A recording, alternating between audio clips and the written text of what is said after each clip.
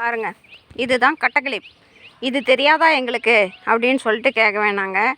நேற்று நான் ஃபேன்சி ஸ்டோருக்கு போனேன். அப்போ வந்து கட்டக்கிளிப்னு 2-3 தடவை சொன்னேன். அவங்க எடுத்து கொடுக்கறதுக்கு, அந்த தம்பி எடுத்து கொடுக்கறதுக்கு கொஞ்சம் லேட் ஆகிடுச்சு. அப்போ வந்து என் பக்கத்தில் இருந்தவங்க வந்து கேட்டாங்க, கட்டக்கிளிப்பா இது கூட வந்திருக்குதா, இது கூட மரத்துலேயே வந்துருச்சா அப்படின்னு சொல்லி கேட்டாங்க. இது வந்து 6-7 வருஷத்துக்கு மேலேயே இருக்குங்க. இது ரொம்ப நல்லாயிருக்கும். இது வந்து வெயில் மழைக்கு 2க்குமே தாங்கும். நீங்கள் கம்பியிலே விட்டுட்டிங்கன்னாலும் உழைப்பு கொடுக்குது. இது வந்து தொலைஞ்சி தான் போயிடுச்சே தவிர எங்கள் வீட்டில் இருக்கிற நாய்ங்க எடுத்து கடித்து துப்பி எரிஞ்சிடுவாங்க.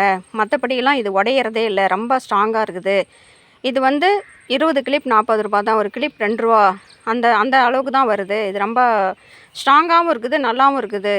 தொலைஞ்சி போயிட்டா தானா தவிர இது மேக்ஸிமம் உடையறதில்ல அப்படின்னு சொன்னேன். அப்படிங்களா, எனக்கு இது தெரியலிங்களே அப்படின்னு சொல்லிவிட்டு அவங்க ஒரு டஜன் வாங்கிட்டாங்க. அப்புறம் இன்னொருத்தர் அவங்க பக்கத்து எனக்கே ஆச்சரியமாக இருந்தது. அப்புறம் ஒவ்வொருத்தராக கேட்கும்போது, இல்லைங்க 2 தான் இருந்தது, இதுக்கு மேலே இல்லை, இதெல்லாம் யாரும் கேட்கறதில்ல அப்படின்னு சொன்னாங்க.